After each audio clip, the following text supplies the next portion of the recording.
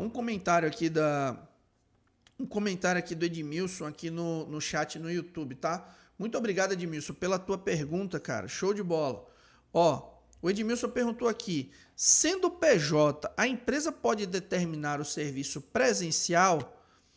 Olha só, Edmilson, eu vou te dizer o seguinte: depende. E por que que depende, tá? Respondendo essa pergunta do Edmilson aqui. Por que que depende? Porque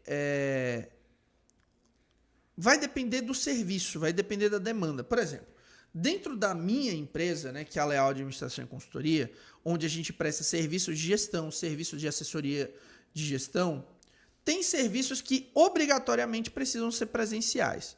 Por exemplo, serviços onde a gente faz gestão de marketing, produção de conteúdos, a gente obrigatoriamente tem que estar presente lá na empresa do cliente. Por quê? Porque nós somos responsáveis desde a produção da copy do conteúdo que vai ser feito até a gravação, edição, agendamento e publicação, entende? Então, obrigatoriamente, nós precisamos estar presentes. Então, isso tudo também vai depender muito do momento da negociação que você tem com o teu parceiro, entendeu? Então, por exemplo, isso se está de comum acordo, não há problema nenhum. Por exemplo, nós temos também outros clientes, né, dos quais nós trabalhamos só com a parte estratégica. Então, a gente desenvolve toda a parte estratégica de marketing dele, a campanha de marketing, as estratégias, as comunicações e afins. E ele se responsabiliza em produzir os materiais e a gente analisa para entender se está dentro da qualidade que nós queremos para poder gerar os resultados para ele, entendeu? Então, nesse caso, nessa pergunta específica que você trouxe para mim, a resposta é depende. Então, realmente vai depender do serviço que vai ser prestado, da demanda que vai ser prestada e do acordo também, né? Então, por exemplo, a gente também tem uma assessoria de gestão financeira, da qual nós não precisamos necessariamente estar presente dentro da empresa, porque nós temos processos estruturados que funcionam à distância e online. Então, a gente tem clientes no Brasil todo, dos quais a gente consegue tratar todas as demandas de maneira online, sem precisar estar presente, tá? E até porque hoje estar presente dentro da empresa é um custo muito maior também para o contratante da prestação de serviço. Por quê?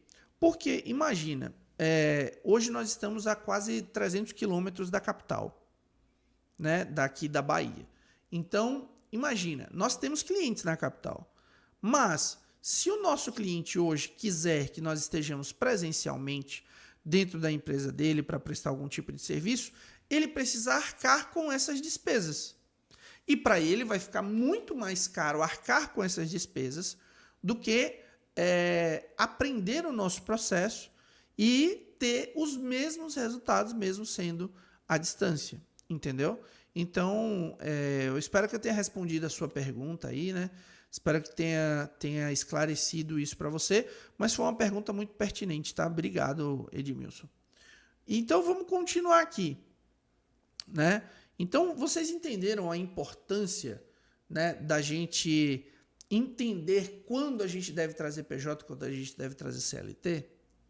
A gente entendeu a importância aí. Não é só o fato, de eu ter, de eu contratar ou simplesmente, porque eu não quero pagar encargo trabalhista, eu vou terceirizar tudo. Cara, muitas vezes você precisa de uma pessoa dentro do teu negócio ali, tá? Você precisa de uma pessoa dentro da tua empresa e querendo ou não, você vai precisar de uma pessoa em tempo integral. Então, por exemplo, um prestador de serviço, um PJ, ele não cumpre horário. Ele não vai chegar na tua empresa das 8 da manhã e vai ficar até as 18 horas da noite. Por quê? Porque ele não é teu colaborador, ele presta serviço para ele. Então, ele atua lá na tua empresa de acordo com as demandas que você tem e de acordo com o que foi acordado em contrato. Então, é muito importante a gente a gente entender a importância do momento correto de contratar PJ ou contratar CLT. Deixa eu só... Foi até bom, meu time está ali, ó, a 1000, atendendo os nossos clientes aqui. Bom, show de bola. Aí, conectamos aqui. Maravilha. Show de bola. Bom, então vamos lá. Se a gente entendeu agora, né, quais são a importância, né, a gente entendeu o que é PJ, o que é CLT, a gente entendeu como que funciona, né, o melhor momento para trazer um ou outro, né, a gente entendeu a diferença dos dois e a gente entendeu também a importância. Está na hora da gente entender os benefícios. Quais são os benefícios, né, que nós temos quando a gente contrata PJ ou CLT? Só pegar aqui o próximo comentário do Edmilson. Pergunto porque na empresa onde trabalho como PJ, eles agora querem os PJs trabalhem presencial sem dar nada em troca. Tá. Nesse caso, eu longe, tá? Longe de ser um advogado trabalhista ou nada disso. Mas eu acredito que isso não é possível, tá? Como prestador de serviço.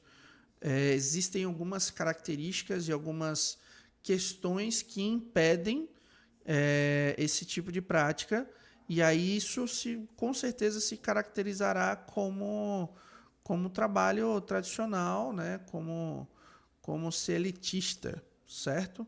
Então fica de olho nisso daí. Beleza, Edmilson? Show de bola. Vamos pensar aqui quais são os benefícios, quais são os maiores benefícios que a gente tem ao contratar PJ e ao contratar CLT. E aí as pessoas vão olhar assim, né, principalmente os empresários, os empreendedores vão olhar assim e falar: e tem benefício de contratar CLT? Claro que tem. Óbvio que tem. Principalmente quando você... Principalmente falando dos nossos alunos, né, do administrador de resultado, nós entendemos que um ponto-chave dentro do negócio chama-se cultura empresarial. E o que acontece? Quando eu, Marcos Leal, né, tenho um negócio, tenho uma empresa, e esta empresa ela constrói uma cultura, ou seja, um conjunto de normas, regras, princípios, né, crenças e etc, etc, etc. Quando eu trago uma pessoa para dentro da minha empresa como um CLT, como uma pessoa, um colaborador, né, formal dentro do meu negócio, essa pessoa ela vai se moldar e se adaptar dentro da cultura da minha empresa, da qual eu trabalho todo dia para manter, né? Cultura é igual uma lavoura, né? Você precisa estar lá cuidando sempre, né? Você está lá regando sempre, né? Se não tiver água, morre, né, a nossa plantação. E assim é a cultura de uma empresa. Só que, por exemplo, eu não consigo fazer isso para um prestador de serviço. Eu não posso obrigar uma pessoa que presta serviço para mim se adequar à cultura da minha empresa. Por quê? Porque eles só prestam um determinado serviço para mim. Então, por exemplo, eu vou lá e contrato um gerente de tráfego para o meu negócio. Cara, ele simplesmente vai trabalhar aos modos dele, dentro das técnicas, estratégias e ferramentas dele, para que ele entregue o melhor resultado para mim dentro daquilo que ele sabe fazer. Mas não sou eu que determino a maneira que ele vai trabalhar, a forma com que ele vai trabalhar. Por quê? Porque quando eu contrato um prestador de serviço, eu não estou contratando, por exemplo, a cultura dele, o jeito de ser dele. Claro que isso é um ponto que a gente pode levar em consideração, né? A gente contratar prestadores de serviços que são cada vez mais próximos da nossa cultura. Mas, essencialmente, quando eu contrato um prestador de serviço, eu estou contratando o resultado que ele proporciona. Então, por exemplo, eu vou contratar um gestor de tráfego, o principal ponto que eu tenho que levar em consideração para esse gestor cara, ele é bom em fazer tráfego e gerar fluxo de demanda para minha empresa? Então beleza. Mas, cara, às vezes o cara tem uma cultura que é completamente diferente da tua, do ponto de vista de trabalho. Então, por exemplo, aqui dentro do escritório, né, eu gosto muito de usar terno. Eu não posso obrigar que o meu gestor de tráfego, se ele for um prestador de serviço para mim, eu não posso obrigar ele a usar terno. Por quê? Porque ele só presta serviço para mim, ele não é meu colaborador. Agora, dentro da minha empresa, né, eu quero estabelecer um padrão, um dress code, né? Ou seja, um modelo padrão de vestimenta dentro do meu negócio, primeiro eu tenho que fornecer isso para o meu time, mas aí eu posso cobrar que seja utilizado. Você entende? Então são coisas diferentes. Então o benefício de eu ter uma pessoa que ela é CLT, um colaborador formal dentro do meu negócio, é que a minha cultura ela vai ser mais assertiva. Por quê? Porque eu vou conseguir transformar e desenvolver essas pessoas aos modos com que eu construo a cultura do meu negócio. Diferente, por exemplo, do prestador de serviço que eu contrato. Porque ele vai trabalhar aos modos dele. Então você não vai no médico, você não vai no dentista e você diz para o dentista ou para o médico como ele deve trabalhar. Você vai lá pelo resultado que ele gera para você. E não pelo modus operandi dele, né? Pela forma com que ele quer trabalhar. Então, é isso que a gente precisa levar em consideração. Quando eu trabalho como PJ, eu não posso tratar o PJ como colaborador, certo?